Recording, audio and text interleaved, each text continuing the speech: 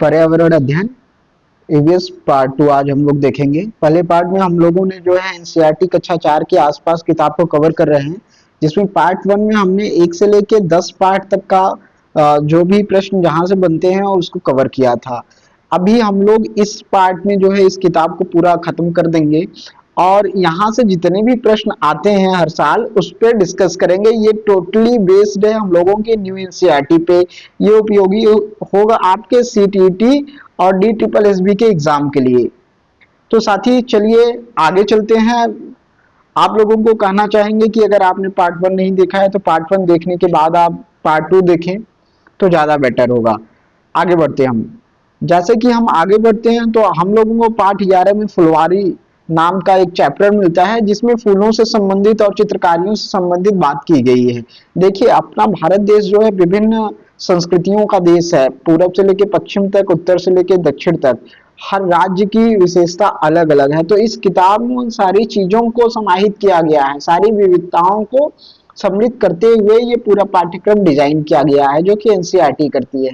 तो फुलवारी में फूलों की घाटी का एक हम लोगों को जानना बहुत जरूरी है। फूलों की घाटी राष्ट्रीय उद्यान है जो कि उत्तराखंड में होती है। इस घाटी में इतने सारे फूल कुछ हफ्तों के लिए खिलते हैं, बहुत सारे फूल यहाँ पे जो है कुछ हफ्तों के लिए खिलते हैं, तो इसलिए उसको फूलों की घाटी कहते हैं। हम लोग ईवीएस जब पढ़ेंगे राष्ट्रीय उद्यान तो उसमें हम फूलों की घाटी के बारे में डीप डिस्कस करेंगे। एक मधुबनी इस पाठ में शब्द आया है जो कि एक चित्रकला है। मधुबनी क्या है? एक चित्रकला है बिहार में। दूसरी चीज आपको ध्यान रखना है कि बिहार में मधुबनी नाम का एक जिला भी है, ठीक है। और त्योहार और खुशी के मौके पे मधुबनी में क्या होता है, घर की दीवारों और आंगन में चित्र बनाया जाता है। और जो चित्र बनाया जाता है वो किससे होते हैं? वो पीसे हुए चावल के घोल में रंग मिला के बनाया जाता है। तो देखिए जब वो प्रश्न आएगा आपका तो उसमें ये दोनों ऑप्शन आपको देखने को मिल सकते हैं कि मधुबनी संबंधित सत्य है, तो वो एक चित्रकला भी है और मधुबनी नामक एक जिला भी है। तो हम किसी एक ऑप्शन को ना देख के तीसरा ऑप्शन देखेंगे, ए व बी दोनों। तो ऐसे अपने को ध्यान से प्रश्नों को पढ़ना है और पढ़ने के बाद जो है अपने को आंसर करना है। आगे हम देखते हैं कि ये पीसे हुए चावल जो होते हैं, जो उसमें रंग मिलाया जाता है, वो बिल्कुल नेचुरल रंग होता है। वो नील, हल्दी, फूल पेड़ों के रंग आदि से जो है इन रंगों को तैयार किया जाता है। इसमें इंसान, जानवर, पेड़, फूल, पक्षी, मछलियां और अन्य जीव जंतु अर्थात प्राकृतिक चित्र जो है दीवारों पे इसके द्वारा वहां बनाया जाता है। आगे हम चलते हैं। फूलों से संबंधित कुछ कचनार के फूलों की सब्जी बनती है जो कि उत्तर प्रदेश में पाया जाता है।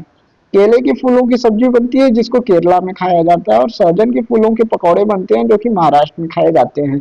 देखिए इन सब की हम यहाँ पे चर्चा क्यों कर रहे हैं, क्योंकि जब हम पाठ में पढ़ते हैं ना तो कहानियों में इन सब शब्दों का चर्चा किया गया है।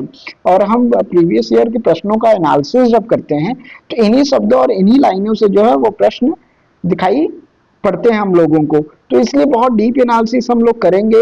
रंगों के लिए गुलदावरी और जीनिया फूलों का प्रयोग करते हैं। इत्र बनाने में फूलों का शुद्ध अर्क होता है। उत्तर प्रदेश का कन्नौज जिला जो है इत्र की नगरी कही जाती है, अपने को याद रखना है। फूलों में इत्र जो है वो गुलाब जल एवं केवड़ा तैयार किया जाता है। फूलों के जो इत्र होते हैं उससे आपका गुलाब जल और केवड़ा तैयार किया जाता है। आगे हम बढ़ते हैं और एक अगले चैप्टर में पढ़ते हैं जिसमें अमीना का सफर हम लोगों ने देखा था। तो उसमें जो टिकट लिया जाता है ना, तो टिकट में यात्रियों का नाम नहीं होता। और जो ये सफर स्टार्ट हुआ था, देखिए हम यहाँ डिस्कस क्यों कर रहे हैं, बहुत डीप की बात है, अभी प्रीवियस ईयर हम डिस्कस करेंगे तो उसमें दिखता है। तो ये अमीना के सफर में उन्होंने कहाँ से स्टार्ट किया था और कहाँ पे वो गई, इनका क्रम क्या था, ये प्रश्न आ चुका है। तो क्रम अपने को याद रखना है। याद क्या रखना है, आप कहानी पढ़ेंगे किताब को तो अपने आप याद हो जाएगा। तो अहमदाबाद के बाद वलसाड़ आता है, मडगांव आता है, उडुपी आता है, फिर कोझिकोड आता है, फिर कोट्टायम आता है। सबसे पहले वो ट्रेन से सफर करती है, फिर उतरती है तो ऑटो से, उसके बाद बस से, उसके बाद फेरी से। फेरी क्या होता है? फेरी एक प्रकार का नाव आपका है ना, जो कि केरला में चलाई जाती है नदियों को या जलों को क्रॉस करने के लिए। आगे हम अगले पाठ पे बढ़ते हैं तो अपने को दिखता है परिवार संबंधित बदलते परिवार नाम से एक पाठ, जिसमें कक्षा में प्रत्येक बच्चे को अपने अनुभव बताने का अवसर हमको देना है, उनसे हालचाल लेना, उनके परिवारों के बारे में जानना है। इसमें बाल विवाह निरोध अधिनियम 2006 की बात कही गई है। कबड्डी में 6 खिलाड़ी होते हैं। शारदा अधिनियम बाल विवाह संबंधित था। इसके बाद आगे हम देखते हैं खो खो। खो खो इस खेल में खिलाड़ी को छूने पर ही आउट होते हैं, छूने पर ही बारी आती है। कर्णम माहेश्वरी जो है वेट लिफ्टर है, जो कि आंध्र प्रदेश की है। आगे चलते हैं। 12 साल की उम्र में भार उठाती है और अब 130 किलो उठा लेती हैं। भारत के बाहर 29 मेडल ये लोग पा गई है। कर्णम माहेश्वरी 4 बहनें हैं। देखिए इसका डिस्कशन पाठ में है, इस वजह से अपने को जानना है, यहाँ से प्रश्न आएंगे। क्वेश्चन पाठ 12 कैसे कैसे बदले घर। समय के साथ वक्त परिवर्तन कैसे हुआ और घरों को बनाने का तरीका कैसे बदला, उसके विषय में ये आपका पाठ है, जिसमें डेरा गाजी खान जो है ये पाकिस्तान का एक जगह है। तो सोहना का गांव जो है वो हरियाणा में था। सोहना नाम का एक कैरेक्टर है जिससे ये संबंधित पाठ है आपका। नीम और कीकर की लकड़ियों में दीमक नहीं लगता, इसलिए लिपाई में इनका प्रयोग किया जाता है। आगे देखेंगे बसवा का खेत। इसमें जो है हम पढ़ेंगे कि बिलबर्निका गांव जो है वो कर्नाटका में है। ठीक है। जुलाई प्याज उगाने के लिए सबसे करेक्ट समय होता है कहाँ पे? कर्नाटका में। खुंटी क्या होता है? खेत नरम करने का अस्त्र। और इलिगे क्या होता है? हसिया होता है। अप्पा होता है पाया। देखिए इन शब्दों का प्रयोग हुआ है इस अपने एनसीईआरटी की किताबों में, और यहाँ से ये प्रश्न पूछे गए हैं, इसलिए इसका डिस्कशन हम लोग यहाँ कर रहे हैं। शायद हम लोगों को खूंटी का मतलब हिंदी भाषी राज्यों को नहीं पता होगा, लेकिन खूंटी का प्रयोग जो है वो खेत नरम करने के लिए किया जाता है, एक प्रकार का अस्त्र है। आगे हम लोग नेक्स्ट पार्ट देखते हैं, जिसमें है पहाड़ों से समंदर तक। पानी को साफ करने के लिए सबसे अच्छा तरीका है पानी को उबालना। ठीक है। पार्ट 15 देखते हैं, मंडी से घर तक। तो इसमें क्या अपने को दिखता है कि चू चू करती आई चिड़िया एक पोयम है। गिजूभाई बदेका गुजरात द्वारा लिखित पत्र में इसका वर्णन है। गिजूभाई बदेका का कुछ किताबें भी बहुत प्रसिद्ध हैं। ठीक है। डीएलएड में हम लोगों को बहुत बार ये प्रश्न पूछा गया है। पर्यावरण शिक्षा केंद्र जो है हम लोगों का अहमदाबाद में है। आगे कुछ फैक्ट इस किताब से मिलते हैं। गाय के आगे के दांत छोटे होते हैं पत्तों को काटने के लिए, घास चबाने के लिए पीछे के दांत तथा जबड़े के साथ वो दांत जो होते हैं वो चपटे होते हैं। तो इम्पोर्टेंट बात है, गाय के आगे के दांत जो होते हैं वो छोटे और सिर्फ पत्तों को काटने के कार्य में वो आते हैं। आगे देखते हैं बिल्ली के दांत नुकीले होते हैं, है ना, जो मांस को फाड़ने और काटने के काम आते हैं। सांप अपने शिकार को निगलता है, चबाता नहीं, निगल जाता है। ठीक। आगे गिलहरी के दांत हमेशा बढ़ते रहते हैं, है ना। गिलहरी और चूहों के दांत, गिलहरी के दांत हमेशा बढ़ते रहते हैं, दांतों से काटने तथा कुतरने के कारण इनके दांत घिसते रहते हैं।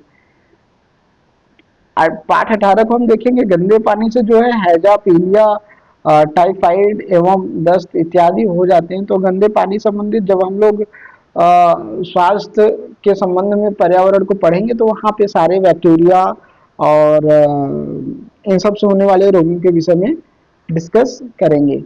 फिर इसी में एक भीमा संघ का वर्णन मिलता है, जो कि कर्नाटका में होलगुंडी गांव में। पानी के बचाव से संबंधित ये था, बच्चों द्वारा संचालित किया गया। भीमा संघ जो है बच्चों द्वारा संचालित किया जा रहा था। अब आगे हम देखते हैं कलचिड़ी, इंडियन रॉबिन। पत्थरों के बीच में घोंसला बनाती है, एक चिड़िया है जिसको इंडियन रॉबिन कहते हैं, हिंदी में कलचिड़ी कहते हैं। पत्थरों के बीच में ये घोंसला बनाती है। प्रमुख जड़, ऊन, बाल, रुई, पौधों की नाजुक टहनियां आदि से ये अपने घोंसले को बनाती है।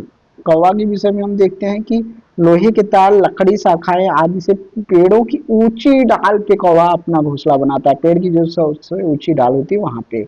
फाख्ता क्या है? कैक्टस के कांटों के बीच में और मेहंदी की मेड़ों में ये अपने जो है घोंसलों का निर्माण करती है। फिर बसंत गौरी देखते हैं, पेड़ के तने में गहरा छेद बना के ये करती हैं। दर्जन चिड़िया पत्तों के आसपास को सिल के जो है, पत्तों को आपस में सिल के जो है अपने घोंसले का निर्माण करती है। इन सभी चिड़ियों के नाम आप यहाँ देखेंगे ना, पाठ जब पढ़ेंगे किताब को तो सब मिलेगा, इसलिए इसको हमने शॉर्ट में यहाँ पे मेंशन किया है कि एटलीस्ट शब्दों के साथ उनके कार्यों को आपको एग्जैक्टली याद हो, कि आंसर आपका ऑप्शन दिखे, आप ये प्रश्न बिल्कुल सही कर ले जाए। शक्करखोरा जो है पेड़ या झाड़ी की डाली पे लटकता हुआ घोंसला बनाता है। बाल वगैरह, घास, पतली टहनियां, सूखे पत्ते, इन सब के माध्यम से अपने घोंसले का निर्माण करती है। आगे सभी नर वीवर पक्षी अपने घोंसले बनाता है, मादा अपने पसंद के घोंसले में अंडे देती है। तो नर वीवर जो होते हैं वो सब अपने अपने घोंसले बनाते हैं। मादा वीवर को जो भी घोंसला पसंद आता है वो अपना अंडा वहां देती है। मिड डे मील के विषय में यहाँ पे डिस्कस एक पार्ट मिलेगा। मिड डे मील के विषय में हम लोग देख लेते हैं कि 15 अगस्त 1995 को लागू हुआ। कक्षा 1 से 8 तक के भोजन की व्यवस्था है ना। लंगर क्या है? गुरुद्वारे में एक साथ मिलकर खाना बनाने और खाने को लंगर कहते हैं। पार्ट 23 में हम पहुंचते हैं तो यहाँ पोचमपल्ली आंध्र प्रदेश में रेशम से बनाया जाने वाला साड़ियाँ और कपड़ों की कला को पोचमपल्ली कहते हैं, जो कि आंध्र प्रदेश की एक बहुत महंगी साड़ी है, बहुत फेमस साड़ी। जैसे वाराणसी की सिल्क साड़ी, वैसे पोचमपल्ली साड़ी जो है वहाँ होती है। कुल्लू की शॉल ऐसे ही पसंद है। मधुबनी की पेंटिंग हम लोगों ने डिस्कस किया था, मधुबनी बिहार, है ना। असम की सिल्क बहुत फेमस है। कश्मीर की कढ़ाई बहुत पसंद है। और रेगिस्तानी ओक के बारे में यहाँ डिस्कस है। एक पेड़ है ये जो कि ऑस्ट्रेलिया में मिलता है। 30 गुना अंदर, जितना ये बाहर दिखता है उसका 30 गुना ये पेड़ अंदर दिखता है। ठीक है। तने में पानी जमा रहता है, पतला पाइप लगा के निकालते हैं लोग। वहाँ के लोकल्स पानी पीने के लिए भी इसका प्रयोग कर लेते हैं। मिलकर खाएं। बिहू जो है वो फसल त्योहार है जो कि आसाम में मनाया जाता है। फसल जब वहाँ कटता है वहाँ बिहू मनाया जाता है ना। ऐसे ही अपने यहाँ उत्तर प्रदेश में कौन सा त्योहार मनाया जाता है आप कमेंट में लिखिए। बेलागढ़ जो है वो घास तथा बांस से बनाया जाने वाला एक अस्थायी घर है। बिहू जो है वो 14 व 15 जनवरी को असमिया कैलेंडर के अनुसार जो है मनाया जाता है। पहले दिन को उरुका, मोस्ट इम्पॉर्टेंट, उरुका कहते हैं पहले दिन को। बोरा व चेवा चावल की किस्में हैं जो कि आसाम में होती हैं। ताओ मतलब कड़ाही होता है। चाय प्लस पीठा, केले के पत्ते पे खाने के लिए दिया जाता है चाय प्लस पीठा। असम औरतों का जो पहनावा होता है वो पाक एवं मूंगा की मेखला। सुबह उठकर ये मेंजी और भेला घर जला दिया जाता है। अर्थात मेंजी क्या है? लकड़ी से बना हुआ घर, जो इस त्योहार में टेम्परेरी बनाया जाता है। अब आगे पार्ट 24 देखते हैं, दूर देश। इसमें आबू धाबी यूएई की राजधानी है। पेट्रोल पानी से सस्ता है। वहाँ पे सिर्फ खजूर के पेड़ मिलते हैं। दिरहम यूएई की करेंसी है। तो वहाँ के सफर के बारे में दिया गया है। मलयालम केरला में है ना। मलयालम बोला जाता है केरला में आपका। और चिटपन पिता के छोटे भाई को चिटपन कहा जाता है। कुजम्मा पिता के छोटे भाई की पत्नी को कहा जाता है, चाची को। केरला में तेज पत्ता, छोटी इलायची, बड़ी इलायची, काली मिर्च, नारियल, टैपियोका आदि उगाए जाते हैं। या टैपियोका याद रखिएगा, पूछा गया प्रश्न टैपियोका कहाँ पे उगाया जाता है। कई बार आप देखेंगे अभी प्रीवियस ईयर तो टैपियोका शब्द आपको मिलेगा, तो ये केरला में उगाया जाता है।